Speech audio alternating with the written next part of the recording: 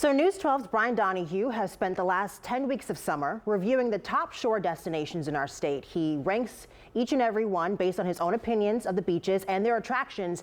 And today he's wrapping things up in Long Branch. This is awesome. This is all kinds of wrong.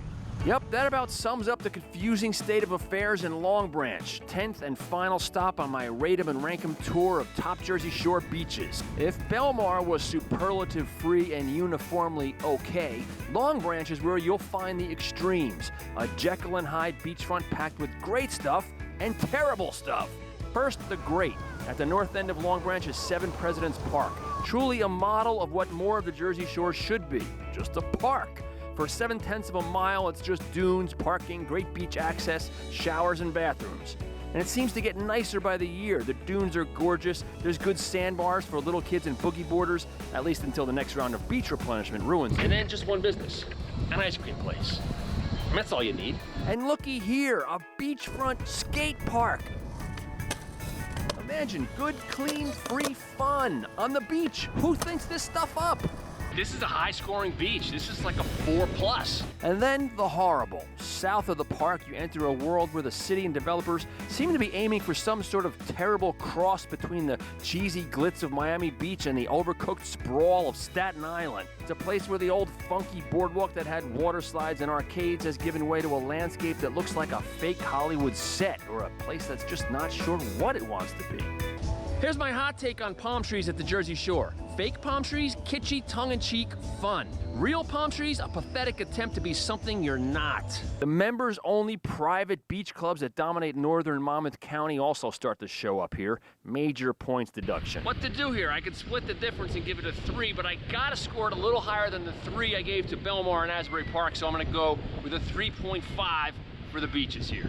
As for the attractions, Pier Village, the main beachfront development, has a good mix of food for day trippers, but it still feels more like a mall than a beach, more glitz than actual substance. Maybe the ultimate example of this is this place, the Surf Shop, which sells not a single surfboard.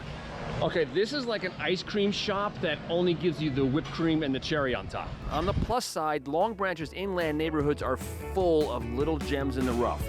The West End neighborhood is fantastic. Over in the area around Broadway, there's always a new Brazilian or Latino restaurant to discover, like this one I stumbled onto. Wow, a giant pile of food big enough to feed a family for 14 bucks. You know, when I start adding up all the places I love in Long Branch, the list gets really long. But at this point, you're kind of exploring neighborhoods and not really having a day at the beach. And so it makes it tricky to rate this place. Great beaches, terrible beaches, and just a helter-skelter sense of place. So, is the shoe half full or half empty? I'm gonna give Long Branch attractions a 3 on top of the 3.5 for the beach. That's a final of 6.5 for Long Branch, our 10th and final stop on this tour. Remember, no matter what I've said through these 10 beaches, the best beach in Jersey is your beach. Take it easy.